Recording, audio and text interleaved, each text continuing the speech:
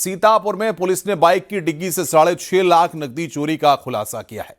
Police ने इस मामले में इंटर स्टेट डेरा डाल गैंग की 5 महिलाओं समेत 15 सदस्यों को गिरफ्तार किया है। गैंग का सरगना जालिम को भी पुलिस ने गिरफ्तार किया है। डेरा डाल गैंग गिरोह के सदस्य एमपी के शिवपुरी और दतिया के रहने वाले हैं। पुलिस ने गैंग से 6,57,000 रुपए बरामद किए हैं। पुलिस के मुताबिक इस गिरोह के सदस्य दिन में फेरी लगाकर रेकी करते हैं और उसके बाद रात में चोरी की घटना को अंजाम देते हैं। पकड़े गए डेरा डाल गैंग के सदस्यों ने सीतापुर के साथ साथ श्रावस्ती और हरदोई में चोरी की घटनाओं का खुलासा किया है। पुलिस के मुताबिक गैंग छोटे छोटे बच्चों का बैंक में रेकी करने का इस्तेमाल करते हैं।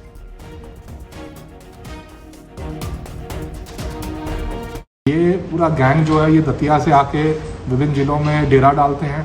उसमें चूड़ी बेचने का या छोटे मोटे सामान बेचने के बहाने वहाँ पे आते हैं कि हम सामान लेके आए बेचेंगे। उसके बाद छोटे छोटे बच्चों का इस्तेमाल करते हुए ये बैंकों में रेकी करवाते हैं और जो आदमी पैसा विड्रॉ करता है उसके पीछे लग जाते हैं। जैसे इनको मौका मिलता है कि वो आदमी कहीं उतर के चला गया या उससे कोई चूक हो गई तो उससे टप्पेबाजी या एवं चोरी तत्काल कर लेते हैं और वहाँ से फरार हो जाते हैं।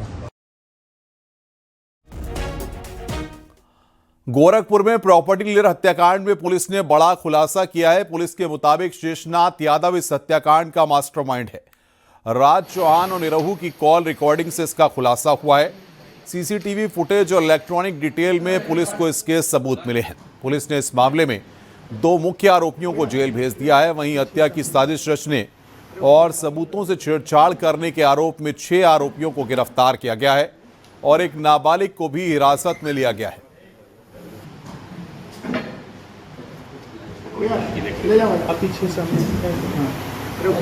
इसमें सबकी अलग अलग भूमिका रही। इस घटना में कोई साक्ष्यों को मिटाने के उसमें जेल जा रहा है, कोई बैकअप सपोर्ट में था, कोई उसको मानसिक सपोर्ट में उसको जो मूल मुलजिम हैं उनको देने में थे। और जो मुलजिम इसमें आज जेल जा रहे हैं वो कहीं ना कहीं किसी न किसी वजह से मृतक पक्ष से परेशान थे और जिसके कारण और ये सारी चीज़ें जो लोग प्रकाश में आए हैं वैज्ञानिक साक्ष्यों के आधार पर सामने आए हैं और हमारी विवेचना चल रही है।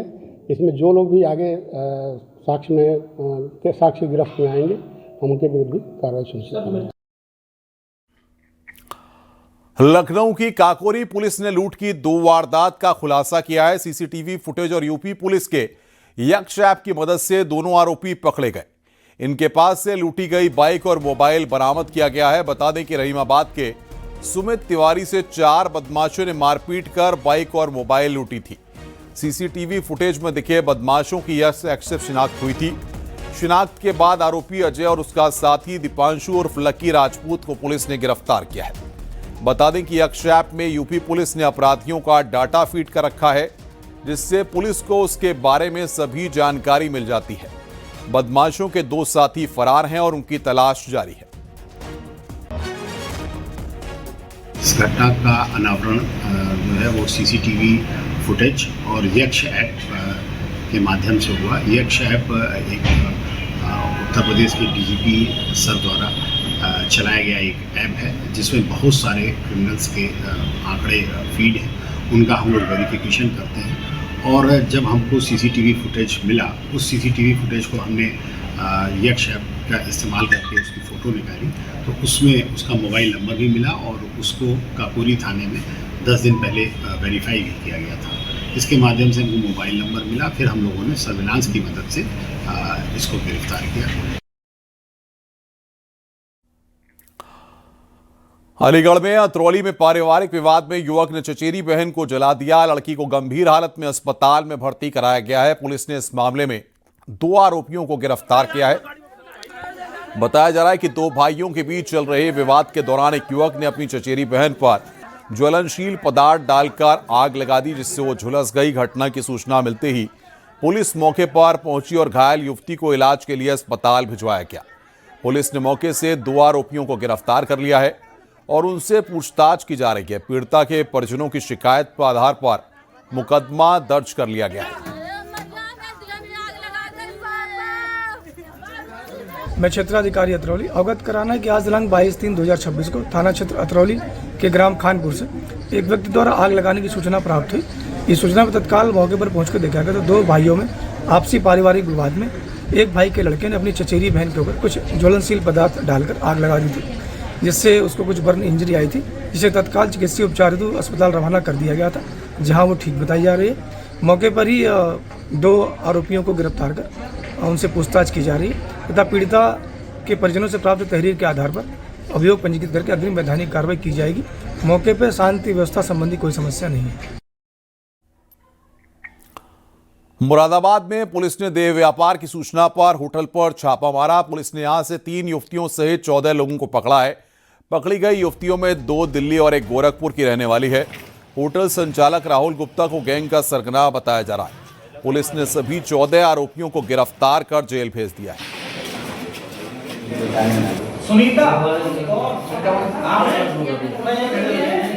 देखिए, कोतवाली क्षेत्र के बुद्ध बाजार चौकी क्षेत्र में एक होटल है जिसका नाम शेरे पंजाब है। शेरे पंजाब होटल में अनैतिक देह व्यापार की शिकायत मिली थी। इस पर सीओ कोतवाली, एसएचओ कोतवाली और उनकी पूरी टीम जो चौकी इंचार्ज बुद्ध बाजार है, ये सभी लोगों ने मिलकर के वहाँ पे छापा मारा था। वहाँ से 10 लोग जो यहाँ पे इस धंधे में लिप्त पाए गए थे। जो पूरे संचालन करता था राहुल गुप्ता, वो भी वहाँ मिला, जिसने इस होटल को किराए पे लिया था और कॉन्ट्रैक्ट पे उसको चला रहा था। और वहाँ पर 3 महिलाएं मिली, इसमें 2 दिल्ली की हैं और 1 गोरखपुर की है। सीएम आवास पर बीजेपी कोर कमेटी की बैठक हुई है। रात 8:30 बजे बीजेपी कोर कमेटी की बैठक है। बैठक में पंचायत चुनाव पर चर्चा होगी। विधानसभा चुनाव समेत कई मुद्दों पर मंथन। सीएम योगी, डिप्टी सीएम, प्रदेश अध्यक्ष पंकज चौधरी शामिल होंगे। महामंत्री संगठन धर्मपाल सिंह भी मौजूद रहेंगे। बड़ी खबर यहां पर हम आपको बता रहे हैं, विधानसभा चुनाव समेत कई मुद्दों पर मंथन होगा। ऋषभ मणि त्रिपाठी हमारे साथ बातचीत करने के लिए जुड़ रहे हैं। ऋषभ, 8:30 बजे बैठक होगी, क्या एजेंडा है और क्या निकलकर इस बैठक से सामने आ सकता है? अनुपम, देखिए, बहुत ही अहम बैठक ये मानी जा रही है। सीएम योगी अभी अपने सरकारी आवास 5 कालिदास मार्ग में अंदर आ चुके हैं। 8:30 बजे से बैठक है। जाहिर सी बात है 8, सवा 8 तक यहाँ पर जितने लोगों को इस बैठक में बुलाया है उनका आना जाना शुरू हो जाएगा, जिसमें जो प्रदेश अध्यक्ष हैं पंकज चौधरी, डिप्टी सीएम केशव प्रसाद मौर्य और संगठन महामंत्री धर्मपाल भी शामिल हैं। इसके अलावा भी तमाम अन्य पदाधिकारी और जो बड़े नेता हैं वो इस बैठक में शामिल होंगे। बताया जा रहा है कि आने वाले दिनों में पंचायत चुनाव की तैयारियों को लेकर ये डिस्कशन हो सकता है। तो वहीं जो निगम हैं, कॉरपोरेशन है, आयोग हैं, उनमें जो तमाम भारतीय जनता पार्टी के लोगों को एडजस्ट करना है, उनमें जो तैनाती होनी है, उसको लेकर के चर्चा होगी। और ये भी बात की जा रही है कि मंत्रिमंडल विस्तार पर भी चर्चा हो सकती है। आने वाले समय में विधानसभा चुनाव होने 2027 में, उस पर भी चर्चा होगी। तो रणनीतिक लिहाज से बहुत अहम ये बैठक मानी जा रही है, क्योंकि सरकार और संगठन के लोग इसमें शामिल होंगे। किन लोगों को किस निगम में, किस आयोग में, कॉर्पोरेशन में कहाँ एडजस्ट करना है, किसको कितनी तरजीह देनी है। बिल्कुल ऋषभ, बहुत बहुत शुक्रिया आपका हमारे साथ जुड़ने के लिए और बातचीत करने के लिए। नजर बना कर रखिए, आगे भी हम आपसे अपडेट लेते रहेंगे। आगे बढ़ते हैं। नोएडा इंटरनेशनल एयरपोर्ट के 28 मार्च को होने वाले लोकार्पण कार्यक्रम की तैयारियों का मुख्यमंत्री योगी ने जायजा लिया।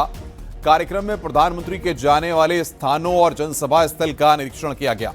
इसके बाद नोएडा इंटरनेशनल एयरपोर्ट के ऑफिस में सीएम योगी ने अफसरों और जनप्रतिनिधियों के साथ उच्च स्तरीय समीक्षा बैठक की और जरूरी दिशा निर्देश दिए। जनप्रतिनिधियों से कार्यक्रम को सफल बनाने पर मंथन हुआ है। अफसरों को तैयारियों को जल्द पूरा करने के निर्देश दिए गए हैं।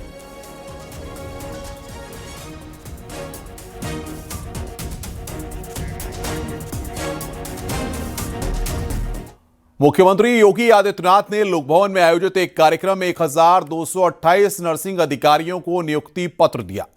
इस दौरान उन्होंने पिछली सरकारों पर जमकर निशाना साधा। उन्होंने कहा कि 2017 से पहले स्वास्थ्य सेवाओं का बुरा हाल था। पहले 1 डिस्ट्रिक्ट 1 माफिया था, अब 1 डिस्ट्रिक्ट 1 मेडिकल कॉलेज है। आइए देखते हैं हमारी ये रिपोर्ट।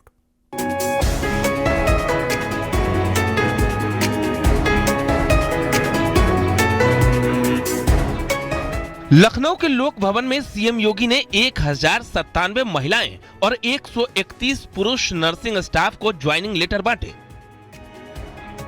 इस दौरान सीएम योगी ने कहा कि पहले हॉस्पिटल में न डॉक्टर जाते थे, न ही टेक्नीशियन थे, न ही नर्सिंग स्टाफ, सब भगवान के भरोसे था। लेकिन 2017 के बाद प्रदेश में स्थिति बदली है। आज राज्य में 81 सरकारी और निजी मेडिकल कॉलेज हैं। 1947 से लेकर के 2017 तक इन 70 वर्षों में प्रदेश में सीमित संख्या में मेडिकल कॉलेजेस थे। केवल 17 गवर्नमेंट मेडिकल कॉलेजेस थे। निजी क्षेत्र को मिला लें, निजी क्षेत्र की ज्यादा संख्या थी, गवर्नमेंट के स्तर पर कम थी। कुल मिलाकर के 40 मेडिकल कॉलेजेस पूरे प्रदेश में थे। और आज उत्तर प्रदेश में गवर्नमेंट के स्तर पर और निजी क्षेत्र को मिलाकर के, निजी क्षेत्र के कम हैं, अब सरकार के स्तर पर ज्यादा कॉलेजेस चलाए गए हैं। इनकी संख्या बढ़कर के 81 हो गई है। 81 मेडिकल कॉलेजेस हमने मात्र पिछले 9 वर्ष के अंदर प्रदेश के अंदर संचालित किए हैं। इस दौरान सीएम योगी ने पिछली सरकारों पर जमकर निशाना साधा। उन्होंने कहा कि पहले माफिया के पैरेलल सरकार चलती थी। 1 डिस्ट्रिक्ट 1 माफिया था, लेकिन अब माफिया नहीं, 1 डिस्ट्रिक्ट 1 मेडिकल कॉलेज है। पैरेलल माफिया की समानांतर सरकार चलती थी। हर जिले में एक माफिया, हर विभाग का भी एक माफिया होता था। वो माफिया जो तय करता था उस ढंग से वो विभाग संचालित होता था। अब माफिया नहीं, बल्कि प्रदेश के अंदर हम लोगों ने 1 डिस्ट्रिक्ट 1 मेडिकल कॉलेज की तरफ हम बढ़े हैं। और हर जिले में एक मेडिकल कॉलेज बना है, हर जिले में एक नर्सिंग कॉलेज बना है। उस दिशा में आज प्रदेश सरकार आगे बढ़ी है। सीएम योगी का कहना है कि आज यूपी में यूनिवर्सल हेल्थ कवरेज से 9.25 करोड़ लाभार्थी जुड़े हैं और प्रदेश की स्वास्थ्य व्यवस्था को बेहतर किया गया है। Bureau report, news 18।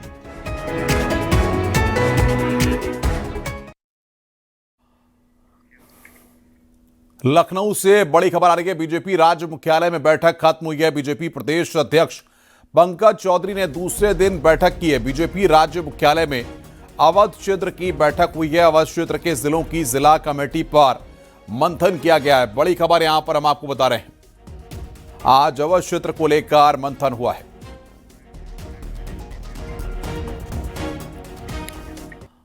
लखनऊ से खबर, डिप्टी सीएम ब्रजेश पाठक के घर पर बैठक। मीटिंग में प्रदेश अध्यक्ष पंकज चौधरी मौजूद हैं। बैठक में डिप्टी सीएम केशव प्रसाद मौर्य भी शामिल हैं। आगामी विधानसभा चुनाव की तैयारियों पर चर्चा हो रही है। बड़ी खबर यहां पर हम आपको बता रहे हैं, डिप्टी सीएम केशव प्रसाद मौर्य भी शामिल हैं।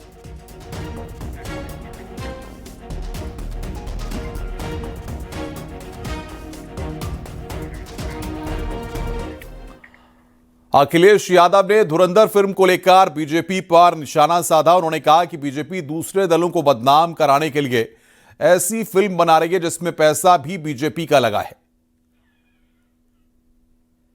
करने के लिए पैसा देकर के फिल्में बना रहे हैं आप लोग, दूसरे दलों को बदनाम करने के लिए। मुझे तो लगता है इन पे ज्यादा पैसा हो गया जो फिल्म इंडस्ट्री तक पैसा पहुंचाया जा रहा है।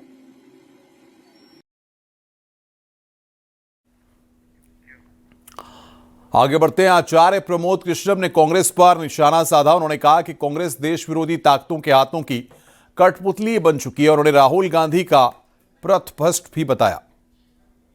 कांग्रेस की बुद्धि भ्रष्ट हो चुकी है, कांग्रेस की मति भ्रष्ट हो चुकी है। कांग्रेस इस समय देश विरोधी ताकतों के हाथ की कठपुतली बन चुकी है। कांग्रेस के किसी नेता के बयान पर टिप्पणी करना अब अपना समय व्यर्थ करना है, क्योंकि कांग्रेस के सबसे बड़े नेता माननीय राहुल गांधी जी खुद पथभ्रष्ट हो चुके हैं। गोरखपुर में कैबिनेट मंत्री संजय निषाद भरे मंच पर फूट फूट कर रोए। निषाद समाज के सम्मेलन में भावुक हुए संजय निषाद। बड़ी खबर यहां पर हम आपको बता रहे हैं। ठोकर खाना पड़ रहा निषादों को जिन्होंने बर्बाद किया है उन्हें तो अपने ओर से बर्बाद करो, अपने ओर से बर्बाद करो, तब जाके तुम्हारा काम करेंगे। मैं कहता हूँ आज के दिन में तुम्हारी बहन बेटियों की इज्जत लूटी जा रही है। तुम्हारे बच्चे आज के दिन में तुम्हारे बच्चे कहाँ भीख नहीं मांग रहे हैं। आज के दिन में हमारे लोगों का वोट लेकर छीना गया है। हमारे बच्चों को आज भूखों, हमारे लोगों की बहन बेटियों की इज्जत लूटी जा रही है। मैं तो इतना कहूंगा, खड़ा हो जाओ, अपने पास अपनी पार्टी खड़ा करो, या खड़े हो जाओ कुर्सी से, अपने खड़ा हो जाओ, पार्टी खड़ा करो, घर घर झंडा लगाओ और जय निषाद राज का नारा लगाओ। ईद के मौके पर समाजवादी पार्टी की सांसद प्रिया सरोज एक परिवार से मिलने पहुंची, जहां बच्चों ने उनसे उनके मंगेता रिंकू सिंह से बात कराने की जिद की। प्रिया सरोज ने तुरंत फोन निकालकर रिंकू को वीडियो कॉल किया। बच्चों और वहां मौजूद लोगों ने उत्साह के साथ रिंकू को ईद मुबारकबाद कहा। रिंकू सिंह ने भी सभी को दिल से बधाई दी और बच्चों से प्यार भरी बातचीत की। ईद मुबारक हो भाई। सर ईद मुबारक। नमस्ते नमस्ते सर, ईद मुबारक, ईद मुबारक।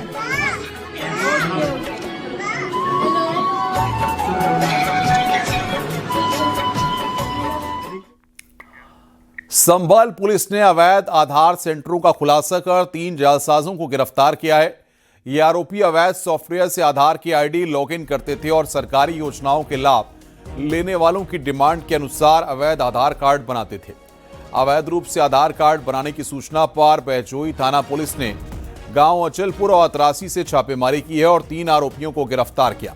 मौके से आधार बनाने का फॉर्म, तैयार Aadhaar card, laptop, printer, finger scanner बरामद किया गया है। गैंग के 5 सदस्य अभी फरार हैं, जिनकी गिरफ्तारी को लेकर पुलिस की टीम दबिश दे रही है। कि जो आधार सेंटर्स हैं ये उन सेंटर्स में पंजीकृत व्यक्ति नहीं है। इन्होंने किसी पर्टिकुलर एक सेंटर की जो आईडी है वो हैक की है और उस हैक आईडी से ये अपना काम एक अज्ञात स्थान पर बैठ के संपादित कर रहे हैं। इनके द्वारा इनके पास से 2 लैपटॉप, प्रिंटर, आई स्कैनर, थंब स्कैनर और जो मिसलिनियस चीजें जो इसके काम में लगी होती हैं वो बरामद हुई हैं। 3 मोबाइल बरामद हुए हैं। इनके द्वारा से 3 बने हुए आधार कार्ड बरामद किए गए हैं, जिन पर डेट ऑफ बर्थ केवल वर्ष लिखा हुआ है। महोबा में संदिग्ध परिस्थितियों में 23 साल की महिला की मौत हो गई। उसका शव फंदे से लटका मिला, जिसे लेकर मायके पक्ष ने हत्या का गंभीर आरोप लगाया है। परिजनों का कहना है कि जुए और शराब की लत के चलते पति अक्सर मारपीट करता था और कल हुए विवाद के बाद गला दबाकर हत्या की गई और फिर उसे आत्महत्या का रूप देने के लिए फंदे पर लटका दिया गया। पुलिस अब पोस्टमार्टम रिपोर्ट का इंतजार कर रही है। महिला के जीजा और चाचा का आरोप है कि रजनी का पति शराब और सट्टा खेलने का आदी था। जुए में पैसे हारने के बाद वो अक्सर रजनी और उसके मायके वालों से पैसों की मांग करता था। परिजनों का आरोप है कि गला दबाकर हत्या करने के बाद उसे फंदे पर लटकाया गया ताकि मामला खुदकुशी का लगे। सर वहाँ पे झगड़ा होता रहता था। 2023 में शादी की थी मेरे चाचा चाची ससुर ने, पर पिता तो था नहीं, उसका माँ अकेली थी। तो मेरे चाचा चाचा ने जैसे भी किया है वो शादी कर दी है। अब जब तो लड़का अच्छा था, दारू सट्टा पट्टा वो मोबाइल में गेम वेम खेलता था, पैसा भी हारा है। 2-4 बार माँ से मतलब सास से पैसा ले गया, उसने दे दिया। चल हम भी हिस्सेदार है, पर हमने ये नहीं कहा कि क्यों दिया उसे, पर ठीक है वो आजाद हो जाए। फिर भी कल परसों पी के आया है, जिसको हाथापाई की है, मारा है। तो इसके बाद उस लड़की ने कहा कि मुझे तेरे साथ नहीं रहना, तू तो सीधे मेरे घर कर। तो उसने कहा कि मुझे तेरे साथ नहीं रहना, तू मारता पीटता। तो इसने मार पीट के मार दी। मारने के बाद इसने टंगा दिया। सोनभद्र जिले के म्योरपुर थाना क्षेत्र के आश्रम मोड़ पर सैकड़ों ग्रामीणों ने एक लग्जरी गाड़ी को घेरकर तोड़फोड़ शुरू कर दी। लग्जरी वाहन में बैठे एक महिला और एक पुरुष की संदिग्ध गतिविधि और उसमें 4 नाबालिग बच्चों को बैठा देख ग्रामीण भड़क उठे। बच्चा चोरी का शक जताते हुए लोगों ने जमकर हंगामा किया। सैकड़ों की संख्या में जुटे स्थानीय लोगों ने बवाल किया। इसी बीच कुछ लोगों ने गाड़ी चला रहे व्यक्ति की खींचकर पिटाई कर दी। और गाड़ी के शीशे भी तोड़ डाले। किसी ने डायल 112 को सूचना दे दी। मौके पर पहुंची पीआरवी के जवानों ने लोगों के किसी तरह समझाकर और बुझाकर मामले को शांत कराया।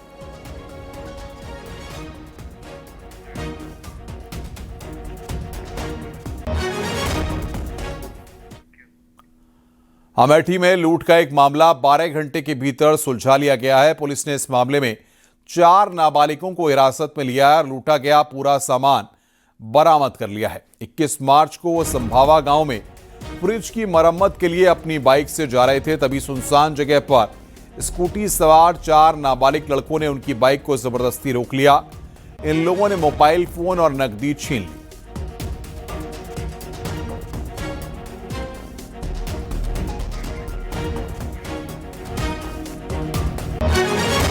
पीलीभीत में कुछ लोगों ने पुरानी रंजिश में 2 सगे भाइयों की जमकर पिटाई कर दी।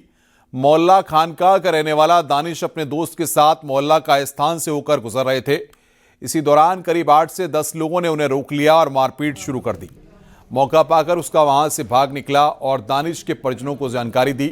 सूचना मिलते ही दानिश का भाई मौके पर पहुंचा और हमलावरों को रोकने की कोशिश की। इस पर उन लोगों ने उसकी भी बेरहमी से पिटाई कर दी। दोनों भाइयों को गंभीर चोटें आई हैं। पुलिस ने दोनों घायलों को हमलावरों के चंगुल से छुड़ाकर मेडिकल के लिए भेजा है और मुकदमा दर्ज कर जांच पड़ताल शुरू कर दी है। ये अपने अंदर ही अरे अम्मी क्या अचार डाली यार बहन। बागपत के खेकड़ा थाना इलाके के हाईवे पर चलती कार में अचानक आग लग गई। जानकारी के अनुसार दिल्ली का रहने वाला एक शख्स अपनी कार से बागपत की ओर जा रहा था। जैसे ही कार एलिवेटेड हाईवे पर पहुंची, अचानक उसमें धुआं उठने लगा और कुछ ही देर में कार धू धू कर जलने लगी। घटना के दौरान आसपास मौजूद लोगों ने तत्परता दिखाते हुए ड्राइवर को सुरक्षित बाहर निकाल लिया, जिससे उसकी जान बच गई।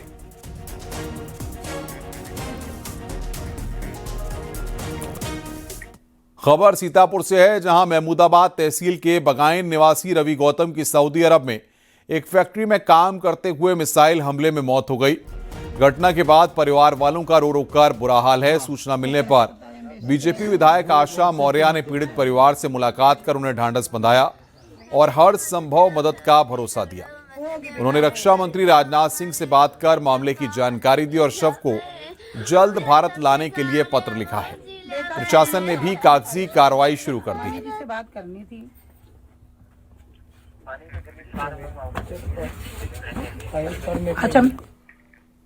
एटा के गांधी मार्केट में एक जूस कॉर्नर से मैंगो शेक पीने के बाद एक ही परिवार के 4 सदस्य अचानक बीमार पड़ गए। बताया गया कि देर शाम सभी की तबीयत बिगड़ने पर उन्हें तुरंत मेडिकल कॉलेज में भर्ती कराया गया। घटना की जानकारी मिलते ही खाद्य सुरक्षा विभाग ने मौके पर पहुंचकर संबंधित जूस कॉर्नर से सैंपल लिए और जांच शुरू की। प्रारंभिक जांच में सामने आया कि स्ट्रीट वेंडर के पास FSSAI लाइसेंस नहीं था। खाद्य सुरक्षा आयुक्त ने कहा है कि सैंपल रिपोर्ट आने के बाद नियमानुसार आगे की कानूनी कार्रवाई की जाएगी।